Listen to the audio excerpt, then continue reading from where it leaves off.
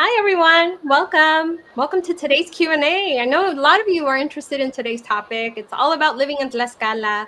I have with me my friend Neil, who is going to share his perspective. He's been a Tlaxcala resident for a very long time, and he just wants to give you like the realistic, down-to-earth view into who might like Tlaxcala, who might not like Tlaxcala, and just some other fun things like, what's kind of the vibe. um, how much do you really need to live in the city for like a middle class family and those kinds of things? And, you know, are there other foreigners in the city of Tlaxcala? For those of you who do not know anything about Tlaxcala, I made a video about it, which is why you guys asked me to bring on somebody that lives there and can share their experience. But if you missed it, when you're done with this live stream, go to our YouTube channel and check out our playlist of Central Highland cities, or just look at the most recent video if you're watching this today live. If you're watching a replay, go to the Central Highland cities and look for the video on Tlaxcala. That way you can learn more about it. I also have it on our website at mexicorelocationguide.com on our blog. So if you'd rather read the information, we have it on our website. But yeah, if you know nothing about Tlaxcala, Tlaxcala City is in the state of Tlaxcala, which is a pretty small state in the Central Highlands of Mexico.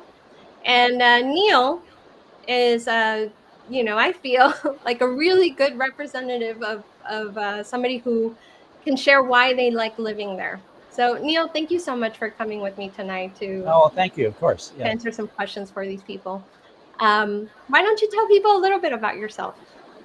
Uh, I'm pretty much originally from Austin, Texas, and I didn't even start speaking Spanish till I started trying to speak Spanish when I was 30.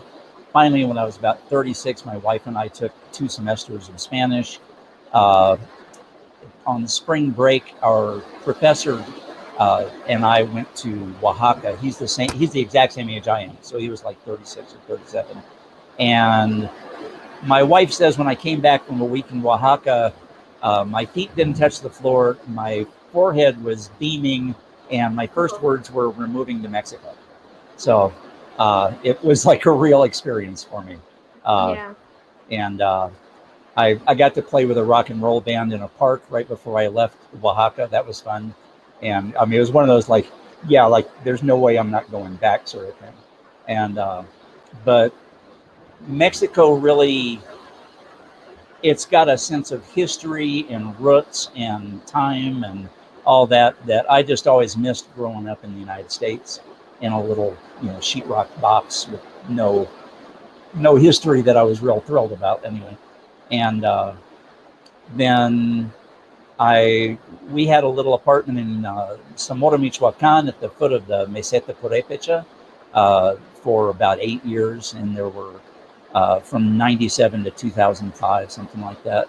And there's like 2 cultures, 2 languages there. That was really just inspiring, really incredible. Yeah. And then it was kind of a while before, between 2005 and, well, so like 10 years that we didn't have a home in Mexico. And then in 2015, some friends invited us to Tlaxcala, and we were like, yeah, this is it. I mean, it's like, it's not too big, it's not too small, it's not too country, it's not too modern, it's just perfect. Anyway, yeah, so we found this incredible little house to rent that has been between $200 and $250 a month for the last 10 years. And Great price, with this, yeah. and there aren't, though I don't know of any other houses like this one. It's just a small house, but it's got a big yard all the way around it. But anyway, so it's been, yeah, I've just loved it. I want to share people a couple of pictures of your house, just so people get an idea of like what you're talking about when you say that. Yeah. And I know that you shared just like some pictures today, so everyone, like, this is not the only pictures he has of his home, but these are the ones that he shared with me today. Is this like your indoor chimney? Yeah. When the first day I was here, I met another painter that lives across the canyon here, a Mexican guy, And we went walking around, and every time he would run into somebody that he knows, they would they would look past me and say to him, "Did you tell him about the cold?" Which I was laughing. I'm like, "I'm in the tropics." And 2 weeks later, I was waking. I was at 5 o'clock in the morning. I was on the couch with every piece of cloth in the house on top of me, thinking I'm going to die. And I started figuring out how to build a fireplace. Yeah. So how chilly does it get? It pretty much all year long. It's around 45 at dawn and 80 to 85 in the afternoon. And then depending on all except April and May probably. As soon as the sun goes down, it drops to 60 or 50 or something, and sometimes more. I mean, it could be, and I think a couple of years ago it got down to freezing here a couple of nights. But in almost all year long, it's like 40 or 45 degrees at dawn. Yeah, and And just then like 60, Mexico City. 70. Yeah, exactly. Yeah, yeah. 60, I mean, 70 during the day. it's a mile and a half above sea level. Uh, we we were thinking about using Mercado Libre to import oxygen, but I think we're doing okay. Do you have trouble breathing? I know that some people, No, that's a I concern of the elevation. yeah, I don't. My wife, who's got heart problems, sometimes thinks that she does. It's hard to tell. I mean, she's pretty active, but she feels like she's kind of trying to catch her breath, and it depends. I mean, I live on a hillside. It's like an 8 minute walk down to the Zocalo, down to the plaza. It's about a 15-minute walk back up the hill. Uh, Gorgeous yeah, house. and that's looking out across town. I get a little narrow window of looking out across town. But Gorgeous house. How many bedrooms do you have, if you don't mind sharing? it's like one bedroom, and then there's another kind of a room about the size of a bathroom that I use for a studio and put my tools in and stuff like that. The bathroom is a nice size. It's just a Mexican bathroom. There's no division between the room and the shower, right? Right, right. But it's a pretty good size. And the living, dining, kitchen room, I think somebody just by sheer luck designed it perfectly. It's because it's just one room. I don't know, maybe 15 by 25 feet, something like that. But they had either the luck or the good sense to put the front door and the back door in opposite corners. So there's not like a hallway that you have to keep going across the room. If they had Yeah. put the doors on both sides, right, you would have had to, but this way it's like, yeah, you just wind your way through the room. It's pretty crowded, but I'm good. Yeah. Yeah. And again, I keep the front door open all the time, pretty much during the day. So Yeah, and we were just talking about this before we went live. You guys, that in the Central Highlands, especially in cities like this where the weather's just so nice year round, it's very common for people to just leave their doors open. Cooking is done outdoors. My grandmother definitely had an outdoor kitchen, and she was in Texcoco, which is basically also the Central Highlands of Mexico. And it was very common for all of us to just spend the day outside. I mean, we only went indoors to sleep. yeah, Um, yeah, so it's so pleasant. It's so nice. yeah. It's yeah, and especially I'm from Central Texas, so a lot of times in the winter, actually, I check the temperatures, and they're kind of comparable, Austin and Tlaxcala. I mean, it's like 45 degrees in the morning and about short sleeve weather in the afternoon, and then drops back down. In the summer is the big difference because right now it's approximately 435 degrees in Austin, and right About. whatever with the humidity, you know, Yeah. and and here I don't know. Today I had a heavy T-shirt and a long sleeve shirt on all day long. I even built a fire earlier for a while. Uh, it just so it's like 75 degrees or something. 80, maybe 80. Uh, but yeah, Now, Tlaxcala is not that big. It's 100,000 people, roughly. So, and I know that in the video I made some comparisons, right, to like other cities that people are probably very familiar with if they are looking into moving to Mexico or specifically retiring in Mexico. And I know that a lot of people are familiar with towns like Ajijic and San Miguel de Allende, especially people that are looking for that kind of temperate weather year round. But Tlaxcala is much smaller than like the Lake Chapala area or San Miguel de Allende. And you were mentioning when we talked earlier this week that, you know, it feels like Tlaxcala really shuts down at 9 p.m. Oh Like yeah, it's, yeah. yeah. It's a my wife actually has an apartment downtown. We've been married for 42 years. We're still married, but this works. But Okay. but if I'm walking home at 9 o'clock at night, uh, maybe on Friday and Saturday nights, there's still some action at the Zocalo. But once I get a block and a half away, it's just lonely roads, and which I don't feel scared. It's just it's just It's there's just silent. yeah, yeah, and everybody's inside, and especially now with cable TV and internet, yeah, everybody's inside. It Yeah. used to be people would hang out on the street talking to their neighbors, but not anymore. You know, but Yeah. and as far as size, Tlaxcala is really hard to pin down size wise because uh, number one, you have to figure out what you mean by Tlaxcala because I live I live in technically in on the edge of Tlaxcala Centro, Okay. but and we may get back to the word centro later on. I Sure. haven't thought Yeah. about Yeah. it, Let's talk about that. but but so the Telmex, the telephone country, sends me a bill that has me in Tlaxcala Centro.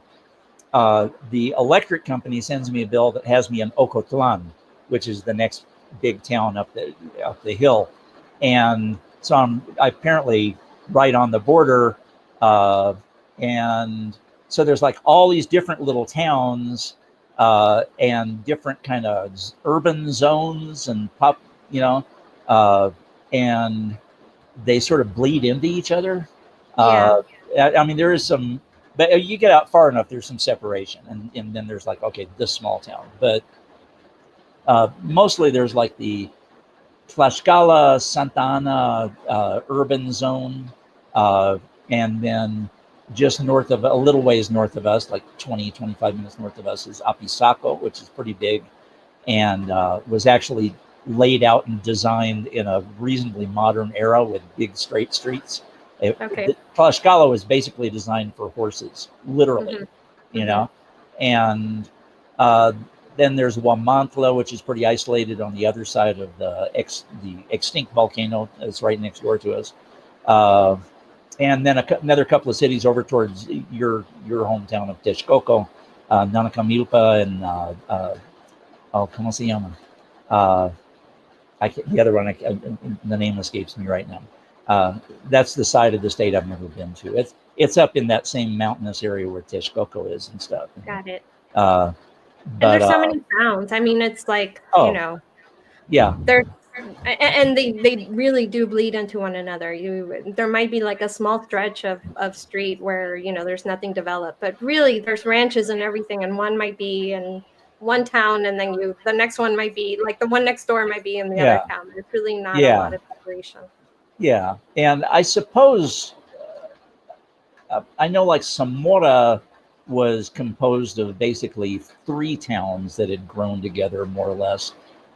Puebla, I'm not sure. I would, I mean, Puebla's like, well, yeah, because there are like two Cholulas that have now, just glommed into Puebla and some other towns. So, uh, but Cholula's got, or Puebla Cholula has like 3.5, 4 million people. So, Yeah, it's, big uh, cities, big yeah, it's difference. not hard to find on the map. Yeah, But exactly. Yeah. until a few years ago, there was a thing on YouTube about Tlaxcala no existe. Tlaxcala doesn't exist, which I really liked personally. But anyway, now we Yeah. exist. It's an Uh, inside joke that everyone knows in Tlaxcala yeah, that basically yeah, it doesn't exist because it's so yeah, small that you basically miss it. yeah. Um, Now, what do you think, just personally, like thinking of the people that usually watch this channel? people who are usually from either Canada or the United States who are thinking of moving to Mexico. Not everybody, right? We have people in other countries too, but I would say the majority. And they're looking for places to live in Mexico. And so, based on that kind of like very, overview information, who do you think might actually not like Tlaxcala?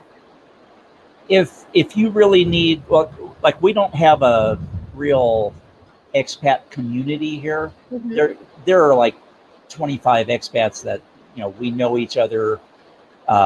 Some of them are better friends. There are some uh, like two couples or something that are better friends than the rest of us. But we get together every so often. But it's not like we have an expat community. Sure. In Not like Ajijic or San Miguel de Allende or something like that. I was noticing today on Facebook that in living in Puebla, one of the Puebla pages, uh, that like they have like a big language group that gets together once a Hmm. week or every so often. Uh, they have art classes. There's just a lot, but there are at least 10,000 expats in Puebla, and maybe more. Which Totally. still, though, it's a city of like 3 to 4 million people, depending on which cab driver you ask, and uh, so that that's a drop in the bucket. You don't walk down the street and run into expats. Totally. But there are a lot more services, more nicer places to live, stuff like that. In Tlaxcala, you really need to speak Spanish. I mean, uh, yeah, it really seriously helps. Or Otherwise, you'd be pretty isolated. Like you need to at least know yeah, the basics of how to ask for one, two, three. Count up to 10 at yeah, least. yeah, Um, and ask for things that when you go grocery shopping or. yeah. And my wife understands a lot of Spanish. She manages to get by speaking, using infinitives and stuff. And like, anyway, but people understand her. A lot of people here a lot of the younger people, especially, understand a lot of English even if they might not speak it. Hmm. So, but she just has. I mean, when Martians land, I'm going to send her out to talk to them. Kind of, she just has this talent for communicating. So, I mean, she went to Telmex and did some stuff last week, and I said, "Do you need me to go with you?" And she was like, "No, I'm good." And sure enough, she came home with a paper that she needed. Uh, but you need to be able to do that. If you just really can't speak Spanish, yeah, it would be a lot more isolating, as opposed to really, like I suspect in Puebla and Cholula, I don't know, it's just a little I don't easier to know. Puebla, I feel you also definitely need to. well, I feel yeah, more I mean, so it always than, helps, yeah. but Even though it's but a big city. there are at least other expats around. I don't know, Yeah, but yeah, yeah. I get it. There yeah, would at least be people that you might be able to, go have coffee with, that join these yeah, Facebook groups, and you could share like, hey, what are some yeah, neighborhoods I should check out and those kinds of things. Whereas in Tlaxcala, there really isn't many people yeah, yeah, that are and not from Tlaxcala.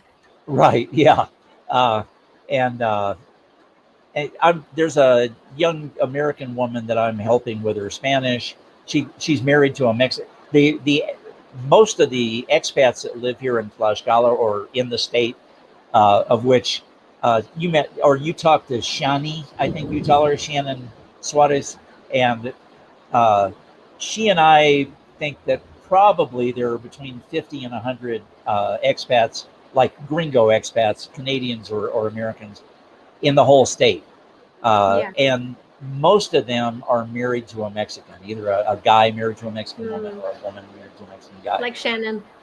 Yeah, like Shannon. Yeah, and uh, I can think of, let's see, us, maybe four couples that I know of that where both of us are expats. Uh, this young woman that I'm helping her with her Spanish.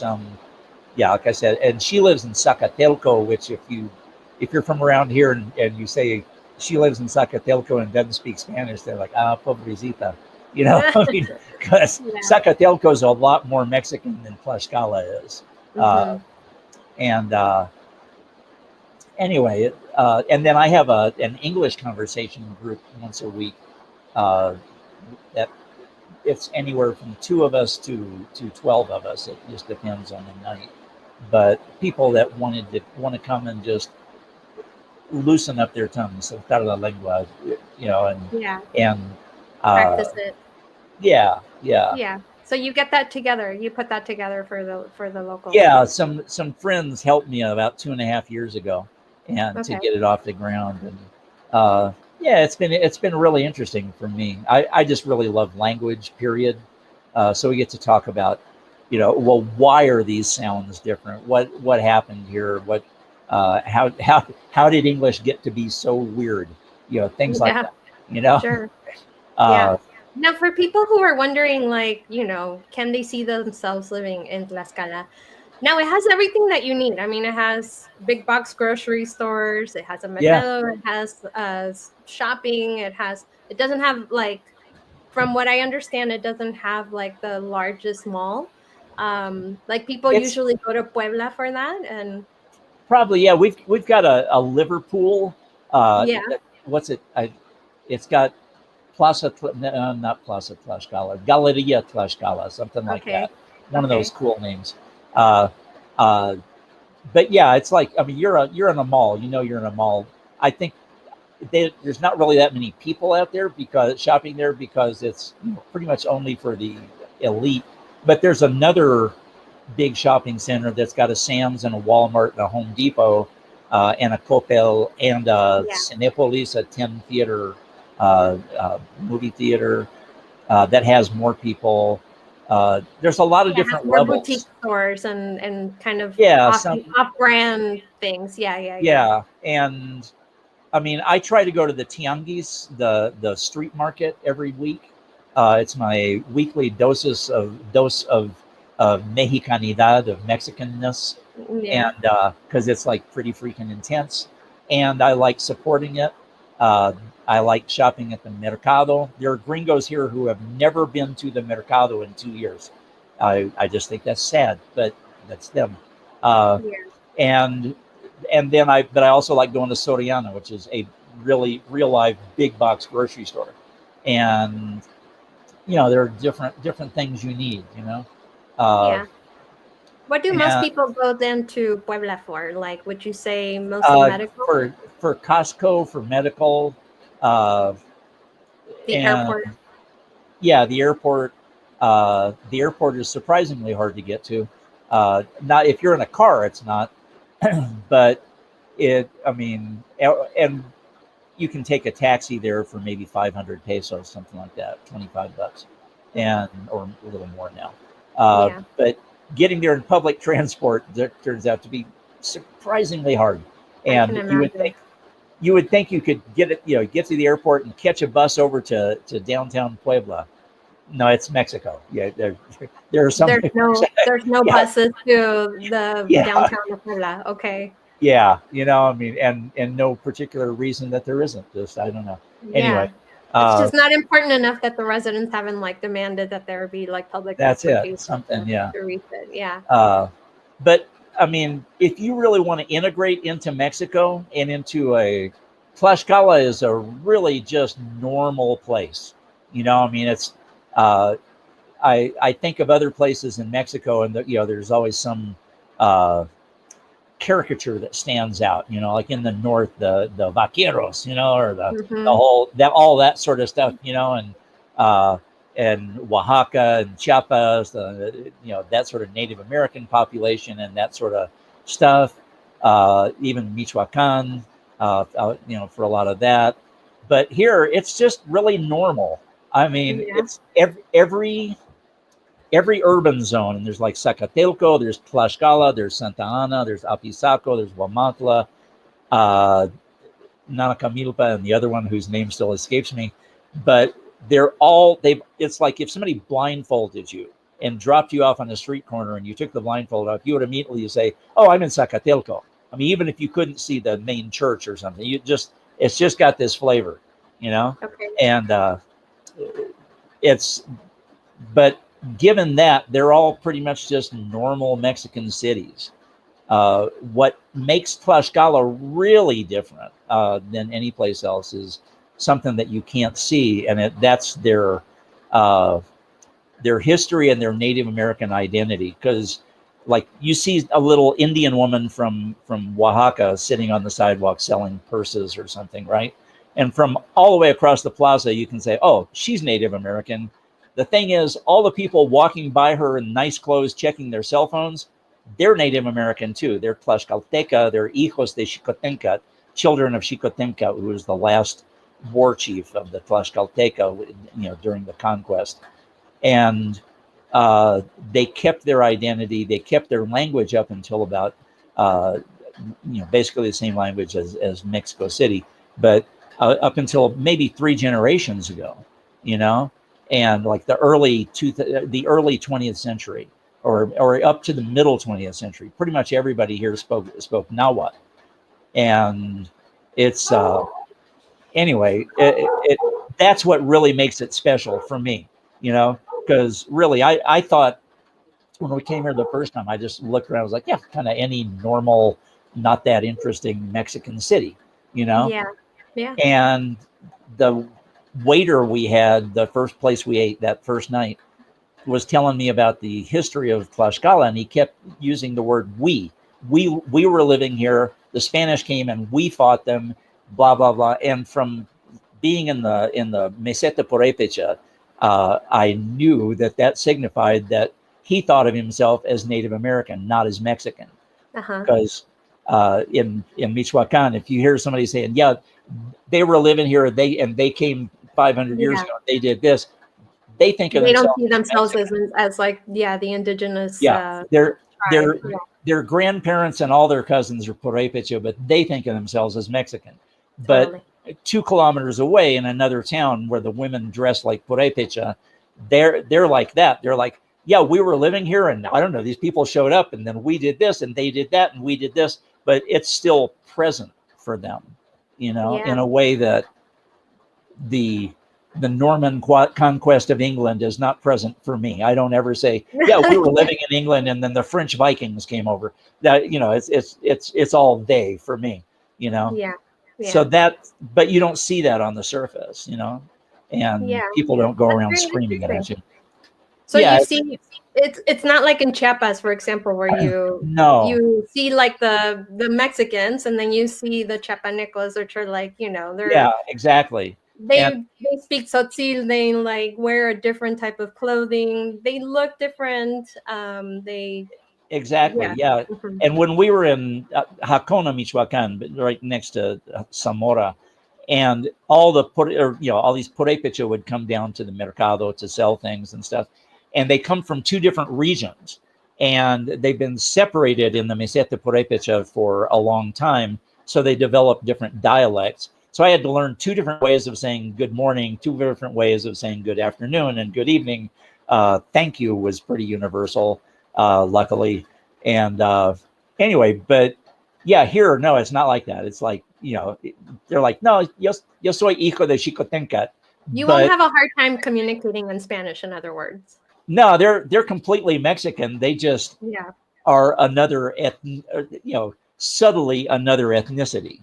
They're Mexican to the hilt, but different. I get it. Yeah. Have you ever felt like are people, in your experience now that you've actually lived there for a while, do you feel like people are pretty curious about what brought you to Tlaxcala, or do they kind of separate themselves? Like, how do you feel that? And I know there's not a lot of foreigners, so you can't really like say, well, do you feel like foreigners are welcome? But in your experience, have you felt welcomed?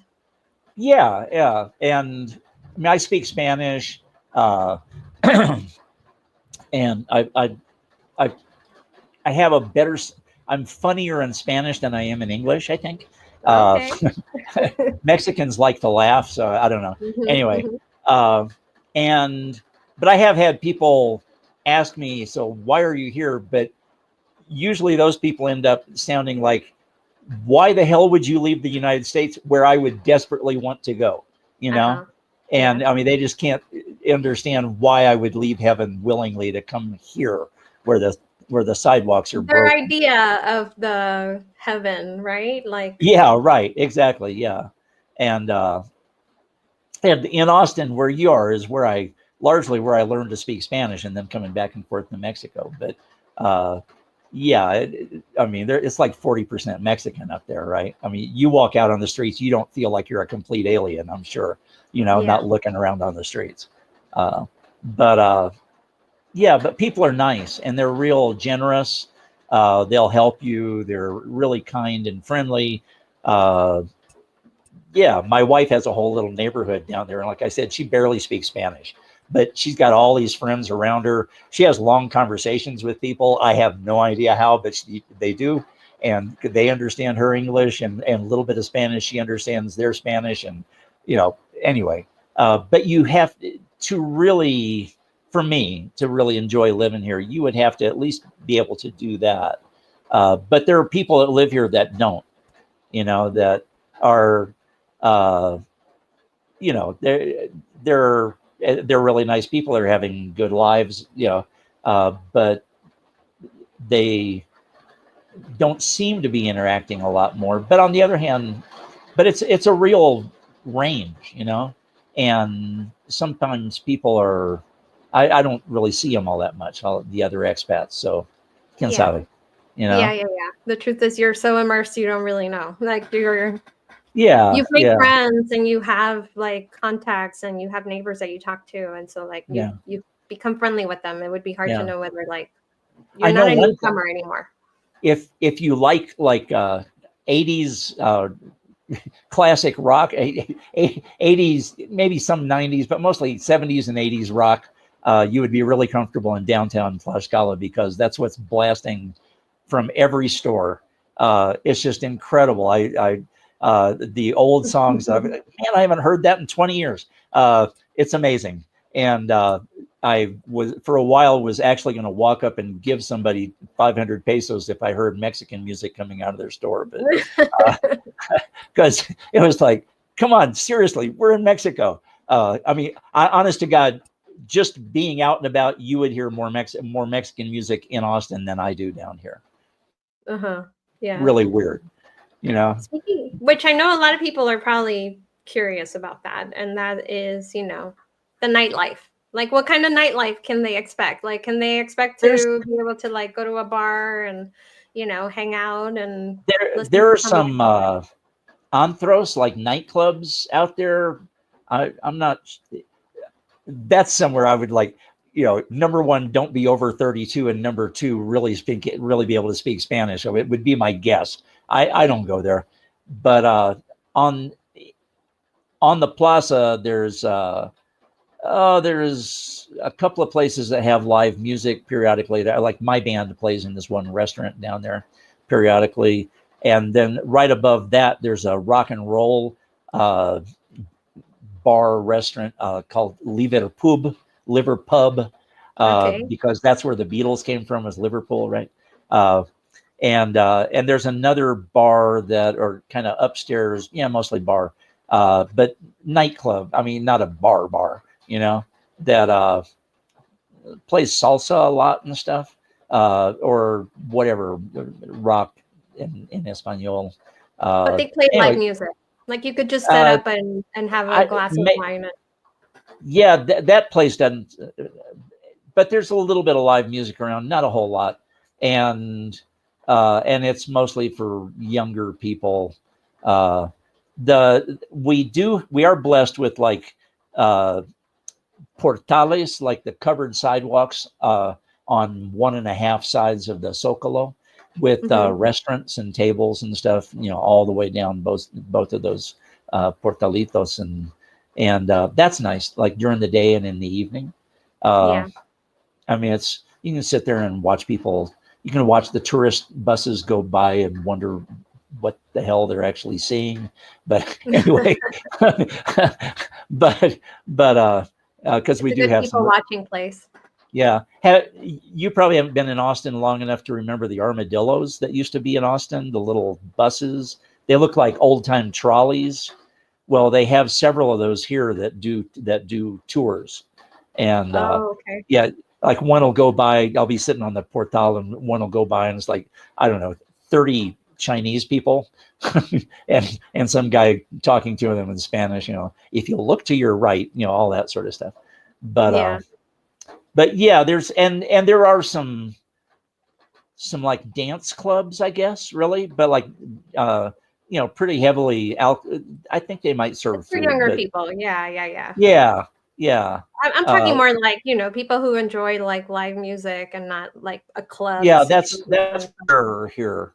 Mhm. I mean, which because we were used to going out to hear salsa and stuff in Austin, and at just all kinds of places, and that's rarer here. Yeah, and Puebla, I think, has more of that. Yeah, Uh, surely. and but yeah, it's still there are some. I think there are. I've heard of a couple of places around here and up in Apisaco that kind of specialize in playing salsa for people to dance, but it's like a DJ or something. Uh, Got it. and anyway, Yeah, but there's yeah. some great It's if it's musicians not around here. like it's not for them, right? Like, this is realistic. If you're looking for a place that has a lot of nightlife, a lot of cultural events, we talked about too, a lot of like festivals and Yeah, constant like book fairs and those kinds of things. Like, this is not the town for you. This town is perfect if you're looking just to live a normal life that yeah, you don't mind going to Puebla for those kinds of things, to see the symphony or the yeah, orchestra or like concerts or, all the cultural offerings you can imagine. Puebla is the place for that. yeah, If you don't mind driving there on the weekends and doing those kinds of things and then yeah. driving back home, We then we do. Tlaxcala might be the perfect place. Yeah, we do have what's probably a 19th or early 20th century, uh, like old theater that's actually got one, two, like the floor seating, and then with boxes around the outside, and then at least two more levels of boxes, kind of like an old time theater, like the Globe or something, uh, and with really nice Art Deco paintings on the ceiling. And they have some live stuff. They have some like cultural dance events and stuff. This month is really hopping apparently, but it's all in Spanish.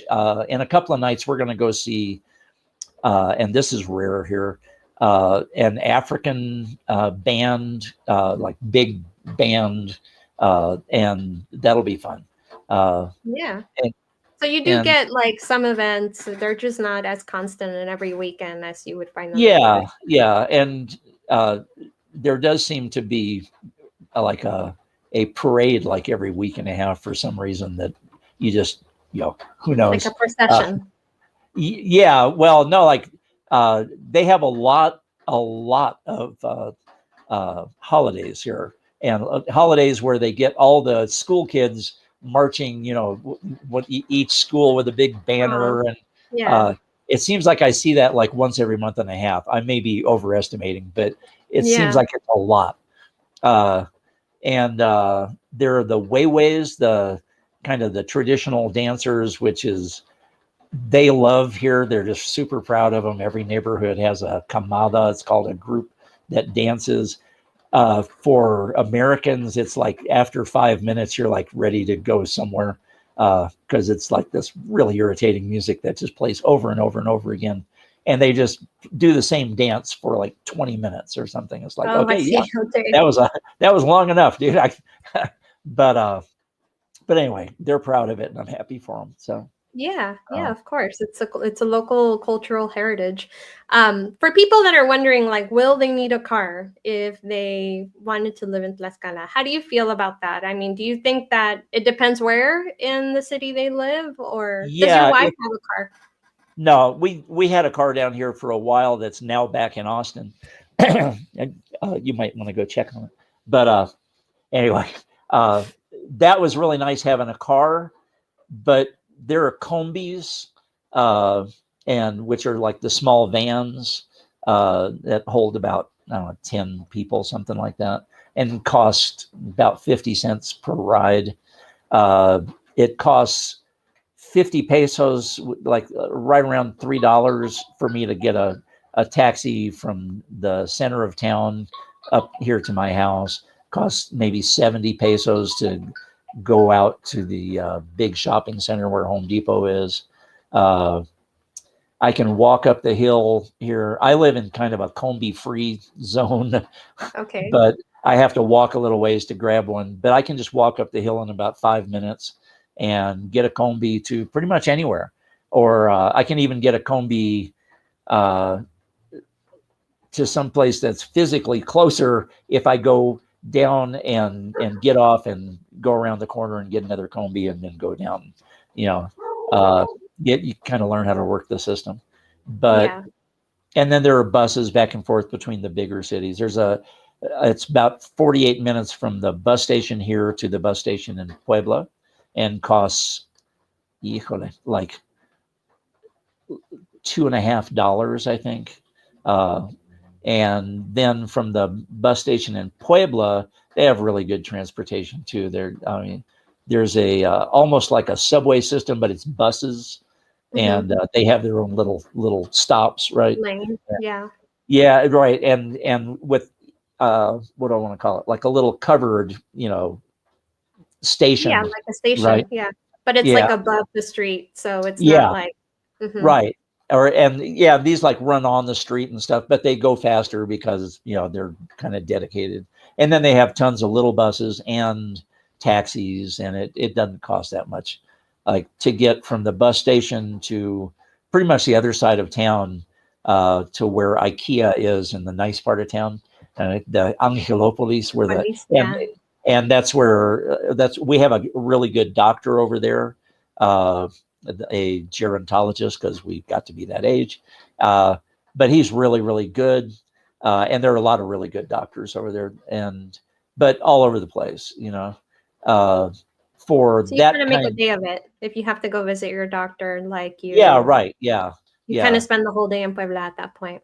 Right. Yeah. And then Costco is like just a block or two away from it's like a 6 minute walk from the doctor, the hospital zone, to IKEA, and then about a 6 or 8 minute walk over to Costco.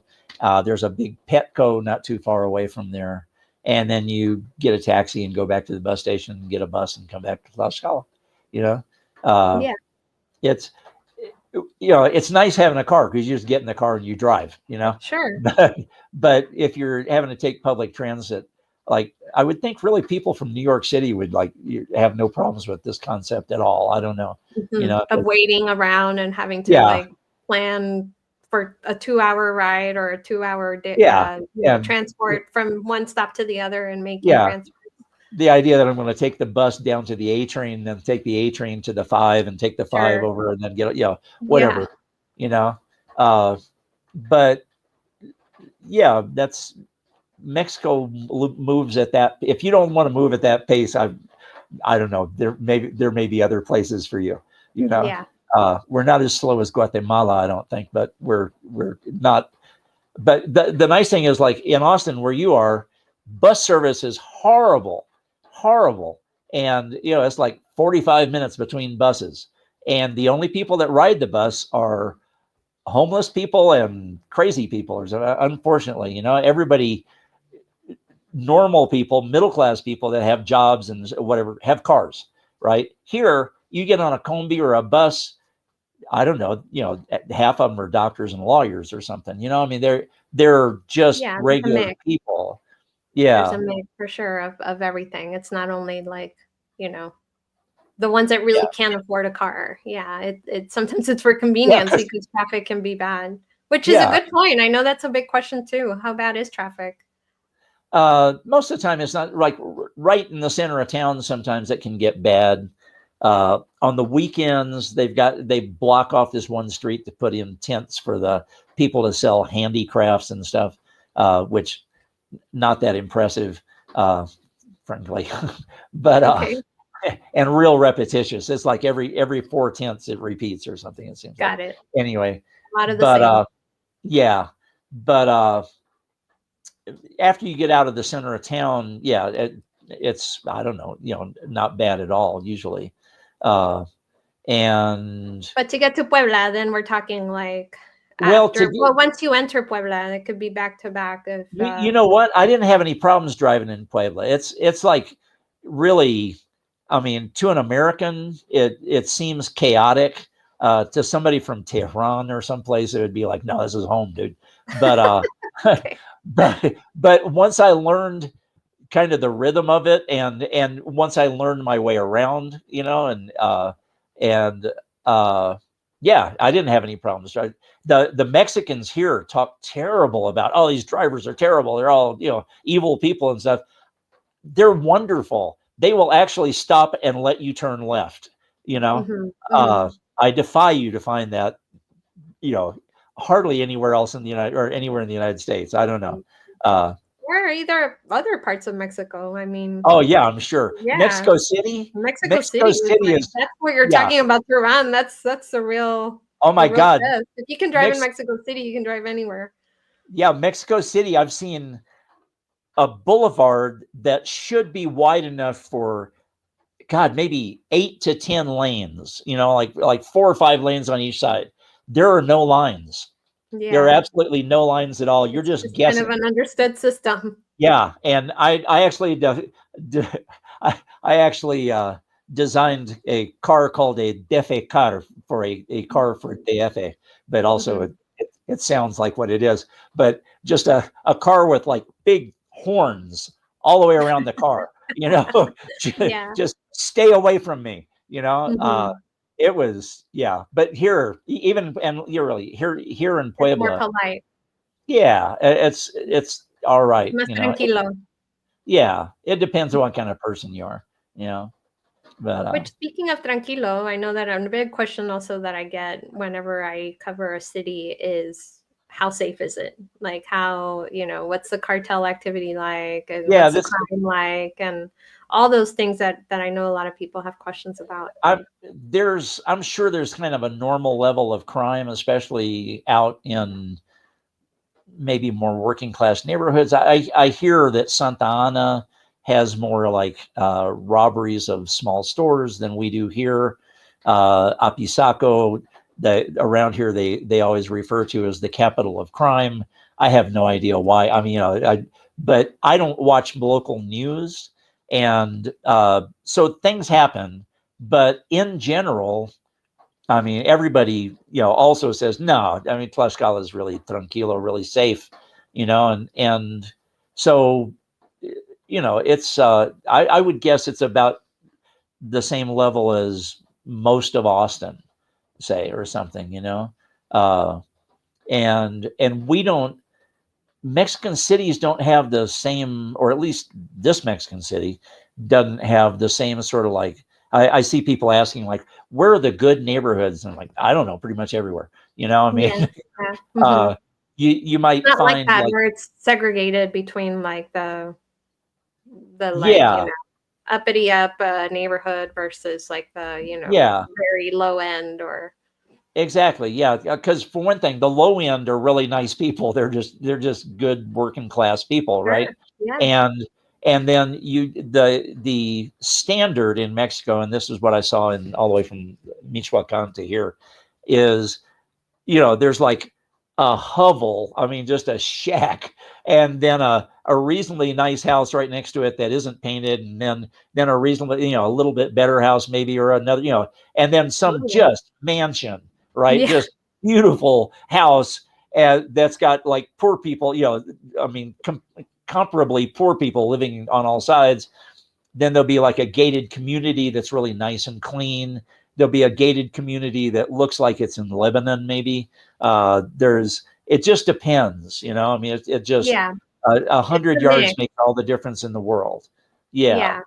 Unless it's like a very specific area, like in cities, big cities, like in Querétaro, there's like Cibata, or like in Puebla, there's Angelopolis, or in Yeah. Mexico City, there's like Right. Santa Yeah. Fe, and Or where they're like Coyoacan. kind of designed to be like the higher end.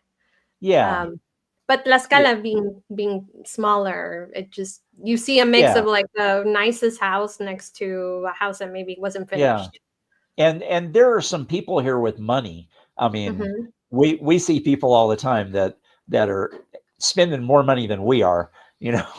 And I'm sure they're looking at us and like, oh, rich gringos, and I'm looking at what they're buying. I'm like, híjole, so what kind of job do you have, you know? Yeah, But because not everything is cheap here, you know, and that's true of all absolutely. Mexico now, right? Yeah, It yeah, it's I mean, some things are, some things aren't. Modern things have never been cheap in Mexico. It's always totally. been, we were blessed with uh being from Austin. We could drive from Austin to Zamora, Michoacan, or from Austin to here, and have a number of times and bring things. We just load up the van, you know, and or even every time we came on a plane, you know, I would load up the suitcases, you know, and stand on a scale and like get it to 65, you know, 64.73 pounds, you know, Yeah, and and I brought down tools. We just brought down all kinds of stuff. But we're from Austin.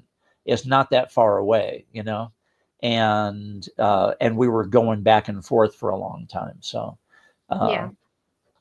and I have that's I have some people are asking some questions oh cool, if you want to sure, start looking at what some people have on their minds. sure. Um, well, first of all, everybody, thank you so much for posting your questions. Like I know that um, there's a variety of things that you guys are wondering, and a lot of them we have covered. Like, why did you end up in Tlaxcala? And you talked about how you were in Michoacan before, and just you kind of decided once you visited this was the place.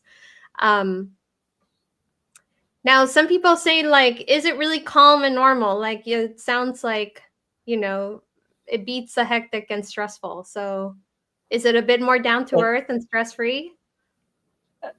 stress free is probably really individual term. Like I see people asking, like I'm look or I'm on Facebook, like I'm looking for a quiet place to live. And after we all get through laughing, we're all like, I don't know, maybe like Holland or something, because that it's Mexico. I mean, uh, I've got a rooster. I and a lot of people, dogs, roosters, music. Uh, I'm up on a little bit of a hillside. I can see the fairgrounds. When they have concerts at the fairgrounds, I don't need to buy a ticket because I get music You can free. hear it. Oh yeah, and in fact, actually, it just rained here, so I just noticed it's really actually pretty quiet out there right now. That's really rare. Usually, you can hear music, you can hear dogs, you can hear roosters. But in my neighborhood in Austin, I could hear all of that because that's where I lived in that sort of a neighborhood. But yeah, quiet and stress free. If anyway, but there, it's nice. It's not like there are some neighborhoods that are louder. I mean, if you live next to a big busy street, uh, I, I I was noticing some really nice houses lately that happened to be right on a really busy street, and I was like, the irony.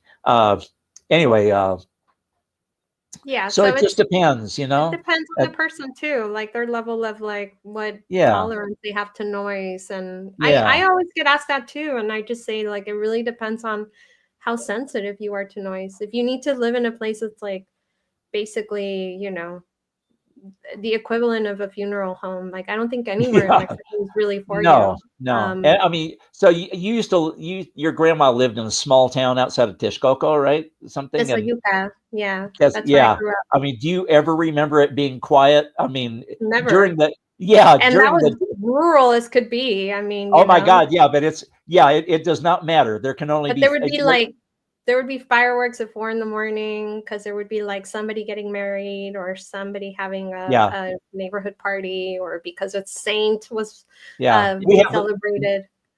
We have lots of cohetes here. The fire, Yeah, yeah, muchos cohetes. And they yeah, sound like and cannons. They don't oh sound my like God, yeah. it's Depending, not like a yeah, firework.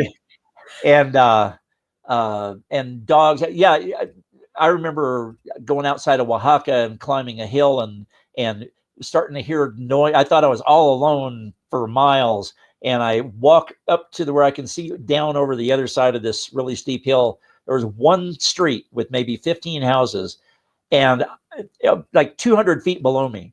And oh my God, it was just loud. It was like I could hear 6 radios, women screaming at each other down the street. Like, hey, do you have a cup of sugar I can borrow? Yeah, people Screaming for their talking on the children, street. Yeah. everything. I mean, But that is a big difference. I do think that the more Pueblo type towns tend to be noisier because it's more concentrated, because it's smaller, Yeah, so it feels louder.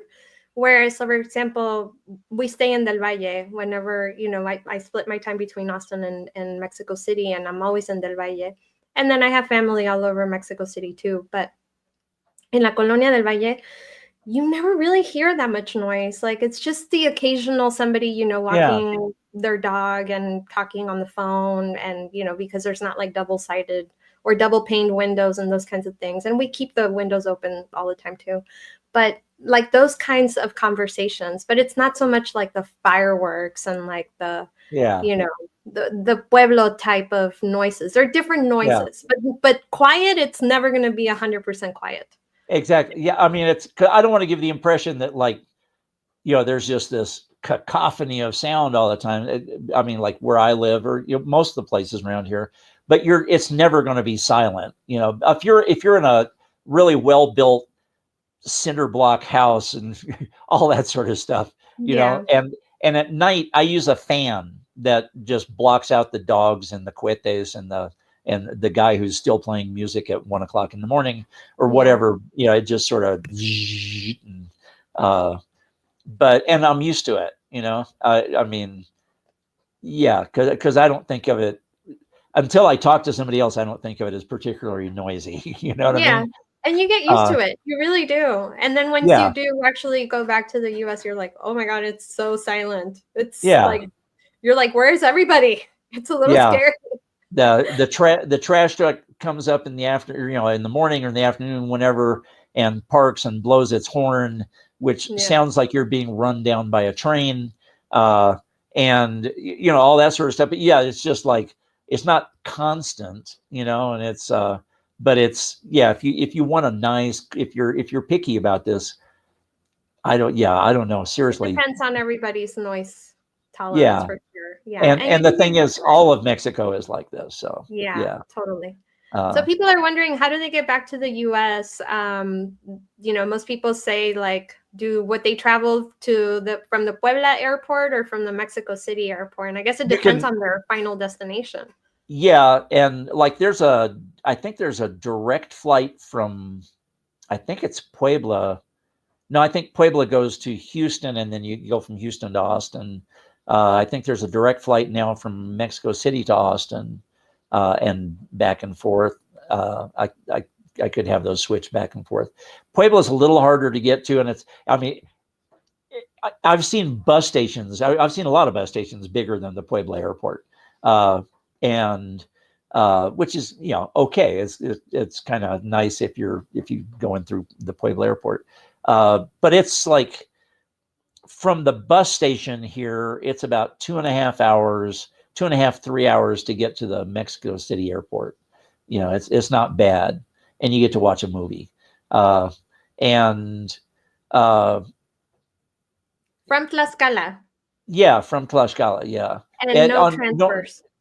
huh? No, no, you don't. Well, you can. They don't go to the airport, but just right before the airport, there's a stop, and they'll even let you get your luggage out if you've got luggage underneath the bus. And there's just a whole bunch of taxis, and they're like the pink and white taxis, the kind of the official The taxis. official, yeah. and and there's a mayordomo there that directs you to the next waiting taxi usually or something.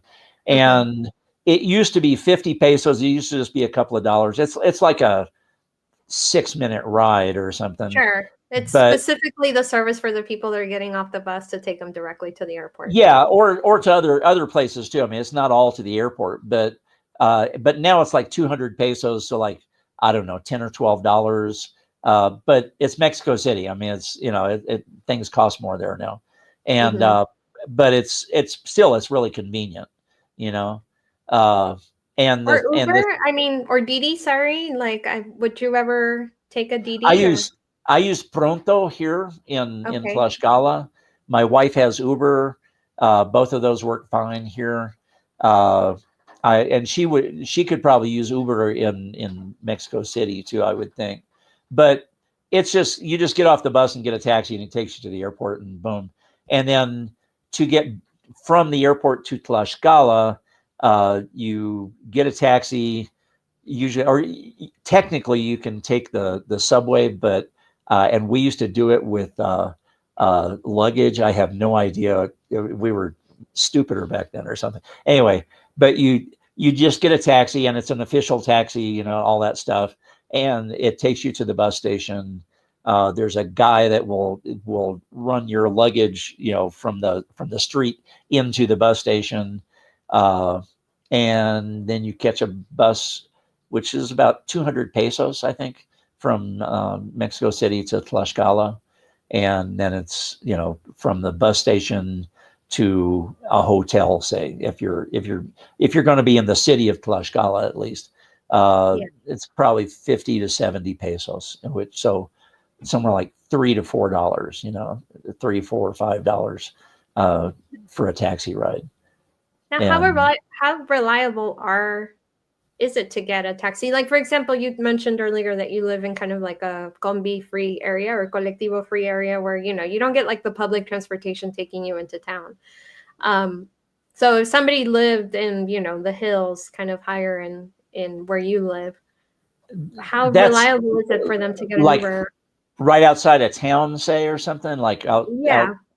or in a smaller town right Are they outside of the, widely available or is it kind of like only probably, in the yeah. center? Yeah. And uh I would think so, yeah. You know, I mean, if you're going to live in an isolated community, and but a lot of those communities have combis, you know, Yeah. but combis stop at about 8:30 or 9 o'clock at night. Hmm. And but most of those places will have a couple of taxi drivers. It never hurts to make friends with the local taxi drivers. Very much so. Yeah. Like uh, we've got, I we know two taxi drivers right downtown personally, and recently I started taking taxis and Prontos a lot more. I've finally decided, you know what, I'm not walking all this, you know, 20 kilos of fruits and vegetables up the hill. I'm just going to go for, you know, $3. I'll just take a taxi. So a lot of them Right. recognize me now. That's one of the advantages of being a foreigner. You know, people don't forget that they saw you, you know. And Yeah. I mean, Especially in a smaller town. yeah. And I mean, I got in a taxi last week, and I was starting to tell the guy where I was going. He's like, "Oh, I know where you live." And I was like, oh, "Okay," and because Yeah. he had taken me home before, you Yeah. know. He remembered you. Yeah. Yeah. Yeah. Yeah. And so number one, they're that level of nice, you know, uh, and yeah, and it's costs a few dollars, you know, for Americans, really, it's really cheap. Uh, it's, I think, for my wife, when she's in Austin, to get from kind of where the old airport was, up right around there, to the new airport, it's like, I don't know, $30 to $50 taxi ride. It's just insane, you Yeah. know? And Yeah. uh When you yeah, compare it, for sure. yeah. And anyway, so it just depends, you know. You mentioned earlier that going back to a little bit on the noise, and I'm looking at pictures of your house, and I see that you have a metal roof. And we were talking earlier how, you know, you were hoping it wouldn't be raining the whole time that we were on this Yeah. call because it would be just like a drum the entire time. And I know that like Mexico City has experienced record breaking levels of rain this year. Are you guys getting a lot of the flooding in Tlaxcala too? We in Over the last month, there were two like hailstorms and really heavy downpour rainstorms, separated by about a week or two from each other, and which is uncommon. I mean, we get like little, you know, I mean, not little, but I mean, we get a lot of rain, you know, Hmm. sometimes. Uh, but these were like flooded the downtown, the streets and stuff.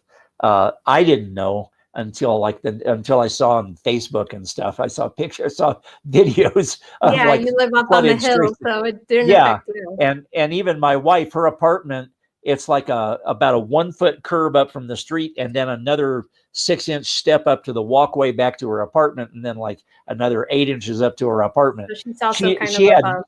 yeah, she had no idea. She walked out and like, what happened? Uh, Yeah. so, but yeah, it was flooding downtown. The river almost overflowed its banks and stuff, which is different from years past. Hmm. There's never a year. So some taxi driver was bragging to me about Tlaxcala about this the other day.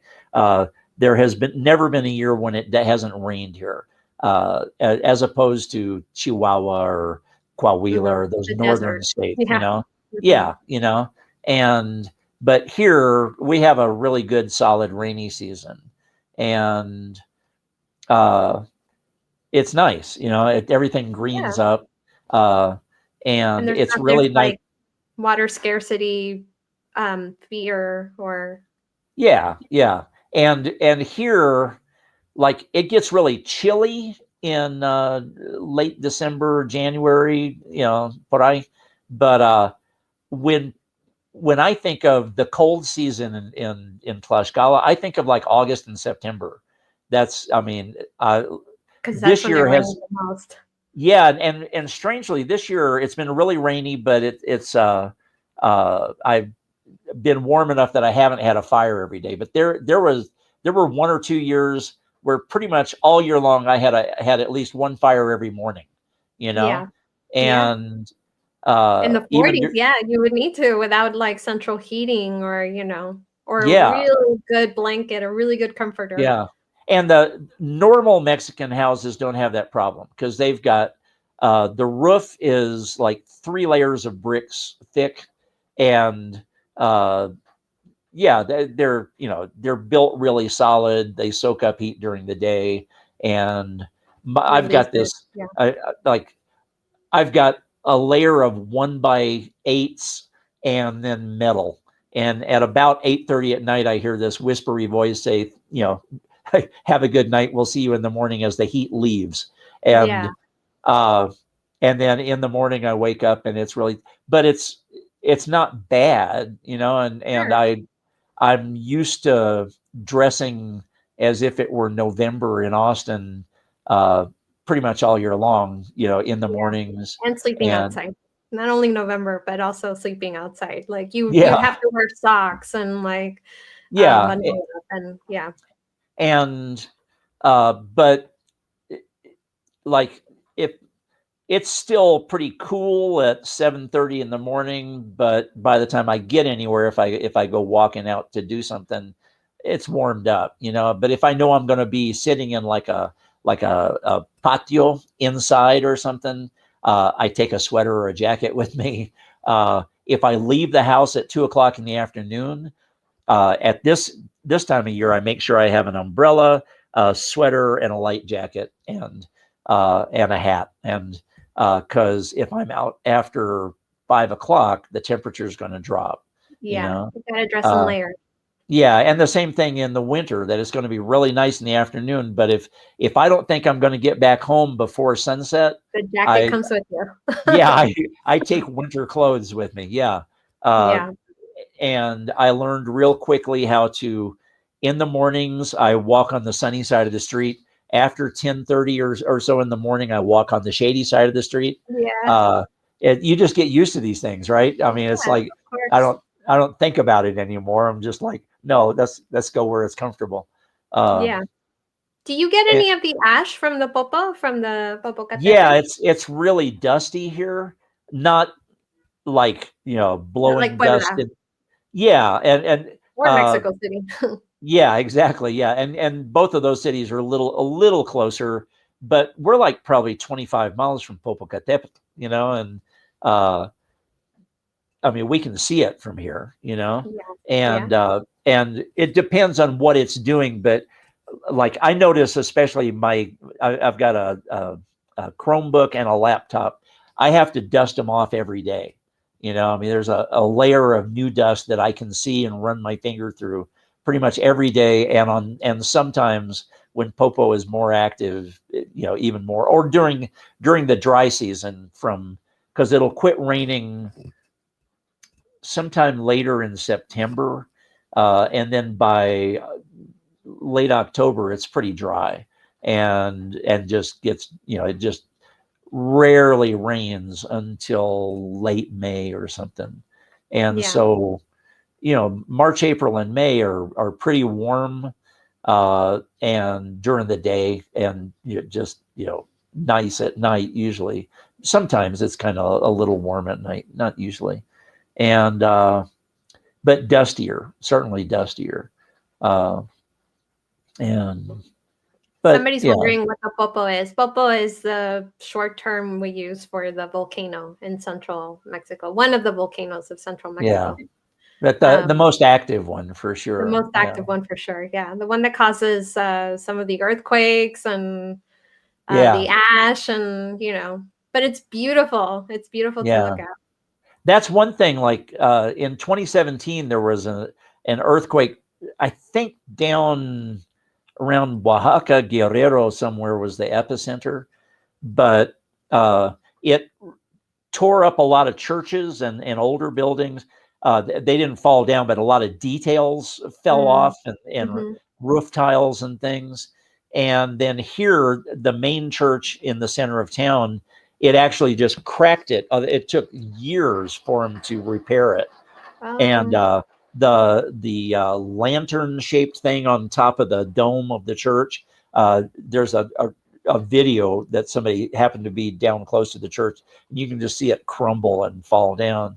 Uh, but and I was in Texas when that happened, and in my kitchen I've got a shelf with spices and a bunch of little bottles and jars and things right up over the sink, and it's only got it's like a half of a normal shelf wide, right? It's really narrow, and yeah. I thought, oh man, when I get down there, this stuff is going to be all over the place. But I'm kind of on a slope here, and I saw a video from up above me where it levels off. Some guy was taking a video of a mirror on his wall that was swinging back and forth. I got here, nothing had moved.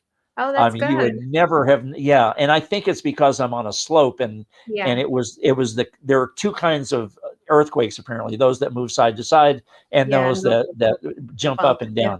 down. Mhm. Okay, some brinky, right? See? And and I love that phrase. Anyway, and this was a side to side one. So I'm on the slope. There wasn't any side to side to move. Mm, yeah. Anyway, Yeah. Well, any last words for anybody thinking about maybe visiting Tlaxcala as a possible place it's for them to move to?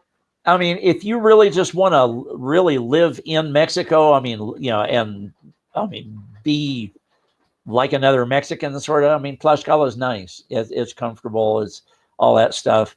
If you're not used to Mexico, I don't think this is the place to start. There are a few people here that I've met that just always blow my mind, that were like, had never come to Mexico, and one week they were in the United States, and the next week they were living in Tlaxcala, and I'm like, Yeah, I because we like worked up to it, man. sure. But uh, anyway, yeah, for those kind of people, there are other places. I mean, if you really want to be around an expat community and play tennis and cards and whatever, but just have a real expat community, there are wonderful places for that. And if you feel like you need better stores and more services and better restaurants, things like that, Puebla's nice. Cholula's real nice. Uh, and there's a lot of community, I think, going on down there. It seems like, and there are other places around. Yeah. Uh, Guadalajara, Querétaro. There's other cities for yeah, sure. yeah, uh, yeah. Guadalajara's got some nice places, and Yeah. Tonalá. I Yeah. love just like being Yeah. in a small town right next to a city of 4 million Tlaquepaque. people. Yeah, for sure. Tlaquepaque is nice, yeah. And anyway, yeah, it for people like that is nice. For people like me, I like just desperately wanted to live in Mexico, and so this is a really nice at this time, like Zamora, which was really rustic 25 years ago, really rustic, and it was perfect for back then. I got to soak up lots of like, oh my God, we got to see the last, you know, 10, 15 years of Mexico. I mean, Yeah. and And Before like before, the free trade agreement went into full well, force, and and before everybody got smartphones and the internet, part of the free and trade agreement, yeah. that's it. Yeah. But here is, for me, just real comfortable, but I like it better than the United States because I can walk down the street and say hi to people whose names I will never know. They will never know my name, but we've been seeing each other for 10 years, and, Yeah, you know and them visually. yeah, and I can talk to my neighbors. And just, there are people out on the street and stuff. Doesn't feel like a And desert, like where yeah, nobody ever leaves their house, or they drive yeah, from point A to point B everywhere, even if it's right. like a 5-minute walk. Yeah, and I can go to the tianguis, and there are a few people that I've met over the years that I can stop by and buy something and say hi and laugh, and in the mercado, uh, I can go to Soriana and be a completely anonymous client, yeah, customer, just like back in the States. That's real nice. Uh, anyway, yeah, there's a little bit of everything. Uh, it if you were going to live here, one thing I would say, you would really want to be nimble footed, because the sidewalks are like, I was telling people for a while that they would say, is Tlaxcala safe? And I was like, crime wise, yeah, I have no fears at all. I mean, it's not, I'm sure there's crime somewhere, but it's pretty normal and low. I don't ever see it. But what's going to kill me or hurt me seriously is that Sidewalk. a pretty girl walking by and the sidewalk is going to eat my leg. I mean, that's I'm going to be distracted, and I will step. I mean, there are holes. There are, just big Yeah, cracks and you gotta all that watch where stuff. you're going. Yeah, I mean, Mexico. It's fairly standard, but Tlaxcala is developing sort of like a professional attitude about how bad can we get this. Uh, but other than that, it's nice. Yeah, you know. Yeah. Well, thank So, you for spending your evening with us. You've shared so much information, and I oh, mean, thanks. you obviously Oh, it know was fun. so much history. So Tlaxcala is very lucky to have you Oh, thanks. as a good That's nice. ambassador. Um, for those of you who are wondering more about it, again, we made a whole video about it where we researched a lot of the topics that we're covering on today's video, but more in depth. So I know that you guys had some questions about like healthcare, like what kinds of medical services you have in town, and they are kind of limited, but it's not entirely like non-existent. Yeah, um, so I cover a lot of those things. I cover some cost of living examples, some rental examples.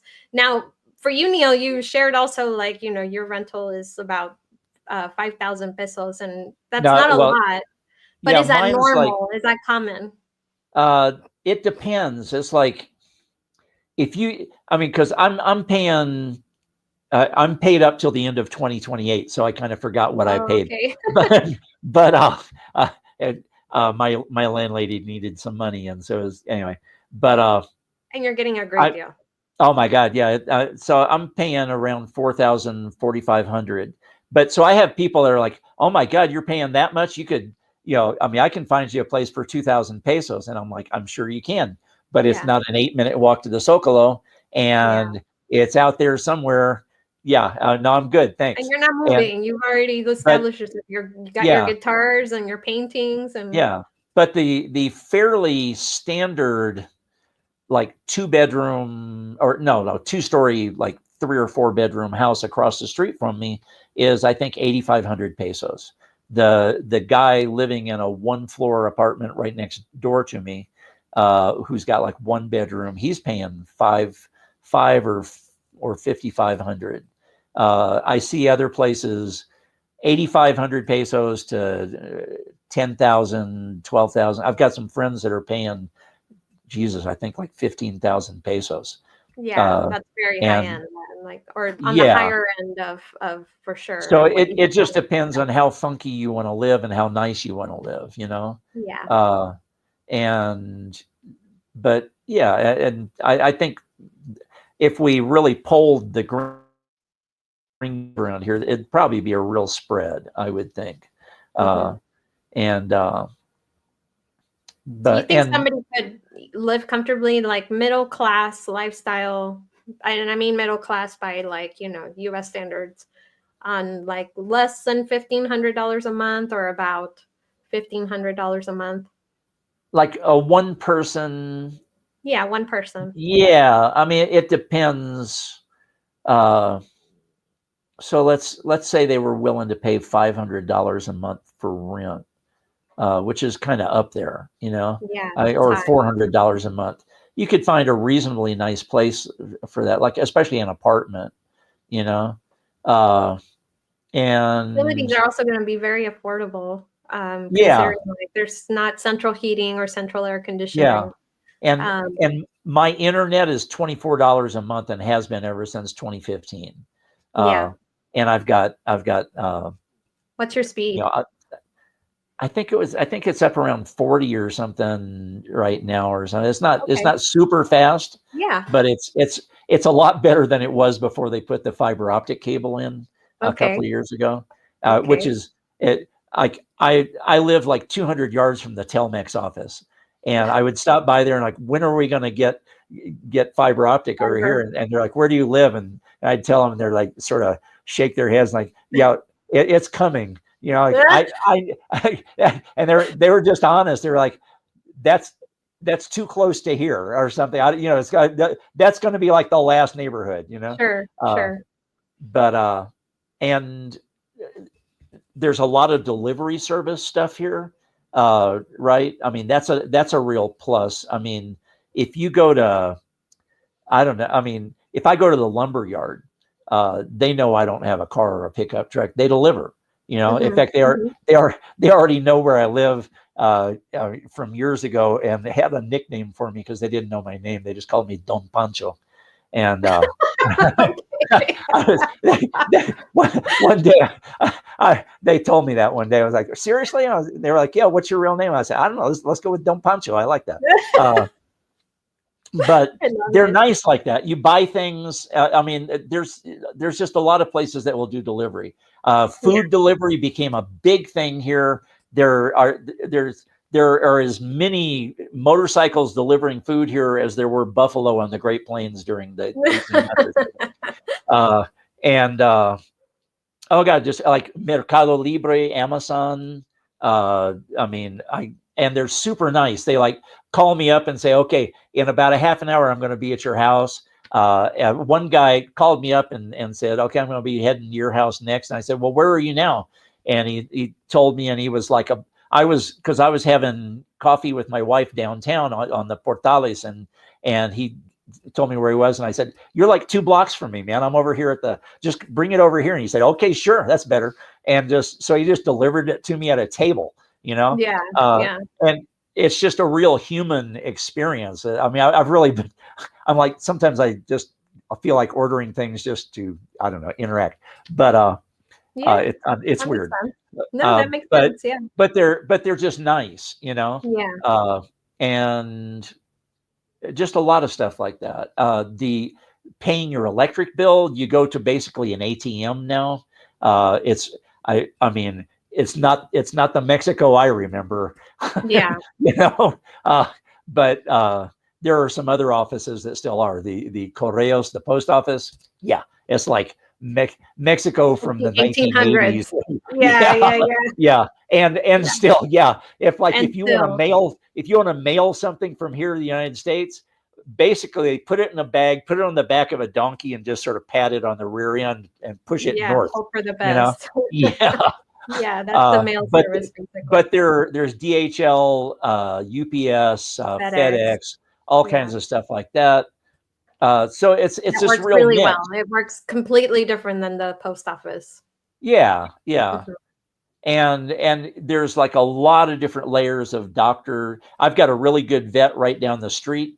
That it's just her and a helper in a little vet office. But she's young, but she's really good. But there are other bigger places. I've got some other friends that are like, oh, they have these huge dogs and take them to other places. But and doctors, medical stuff, anything serious, I would go to Puebla, you know. But I Something not so there, serious. You would get yeah, like treated. there's a dermatologist over here I go to get things burned off. There's uh, I had a real intestinal problem a few years back. and went to a urologist here or whatever those are called. And anyway, I had a great outcome. It just depends, and it's a good idea to probably have insurance. I mean, there are insurances that expats, gringos can buy. And as far as the word gringo, by the way, I tell people all the time, are like, the word will come out of their mouth and they're like, oh, I'm sorry. I'm like, no, look, gringo is a lot easier to say than estadounidense. All right. Because we don't have another word for this. Otherwise, I have to just call myself an American. And as we know, everybody from Canada to Tierra del Fuego is an American. So once you get outside the United States. So I like gringo. It's short, easy to say, kind of musical, Yeah. and depending on the context, 99% of the time it's not derogatory. Like, I know a lot of people worry about that. Like, aren't they like calling me something negative? Yeah. And I'm like, no, it's not. It entirely depends on the context. They might be, but for the most part, it's just a quick way of saying American. Yeah. When we were in Michoacan, my son, he was like 17. He got real offended with somebody at a little taco stand because the guy was like, "Arrímase, güero," step right up, güero, light-skinned person. And he was like, "Don't come." And he just interpreted it as gringo. And I was like, no. Number one, gringo, not a bad word. Okay. Yeah. Number two, he just called you güero, but that's because the guy right before you, he said, "Arrímase, gordo." I mean, it's just the way Mexico Everyone is, gets right? a nickname. Yeah, and I hear güero all the time here, and it's only because I have light skin. It's not because I'm a foreigner. They, totally. There are other güeros here that are Mexican güeros too. Yes. Yes, and so there's a lot of those things that, and again, it really helps to speak Spanish, Yeah. And especially in some place like this, because people are ready to laugh with you. Everybody knows that the Mexican government is a joke and always has been, and they're never offended if I just acknowledge that reality. They're like, yep, But Mexicans have this wonderful, life is hard, life sucks, but we're having an okay time. I mean, let's make the most of it anyway. Let's listen to music and dance and enjoy our families and not take it too seriously. Yeah. Mexicans are survivors, man. It's, and which, that's going to, they're going to produce a whole bunch of little ninis or whatever that and this next couple of generations is going to be very far removed from the nopal and La Frente sort of Mexican, but there's still a bunch of those around that have that sense that life is not easy, so let's be nice to each other, sort of thing. I don't know. That's good advice for anybody thinking of moving. Like, come with the idea that people are going to accept you if you're curious about the culture, if you're not willing to change it, if you are embracing it, and if you embrace that lifestyle to the culture of like, not taking things too seriously and not being so politically divided and those things that I know are hard to leave whenever you leave the United States or Canada, which are very prevalent in US culture. So come with that, and don't abuse the hospitality. Like, embrace it and give back too. And just be nice to people, and respect people that do jobs that you would never want to do, because the thing is, we need somebody to do that, and so they make your life better, and it's if you have respect and kindness and a smile, you're fine. We the first time Trump was in office, we were on a combi, and it was full, and there was this woman that was about my age, my wife's age, and sitting at like a right angle to my wife, and she was staring at me, man. Finally, she says in Spanish, so you guys are from where that Trump is, right? And the whole combi froze. I mean, you could just hear this. you know. And I mean, there was a moment where you could have heard a pin drop, and my wife was like trying to get out from in between us, and just disappear into the wall. And I just looked at her and smiled, and I said, "Yeah, and you guys have Peña Nieto," and she like looked at me and said, "Yeah." And then I swear to God, you could hear everybody breathe. It was Okay. wonderful. You know, it was like, Yeah. okay, we got past that. But you guys don't have Peña Nieto anymore. I hate that. It was like when you had a really bad president, it was okay. But I don't know. Anyway, so, Yeah.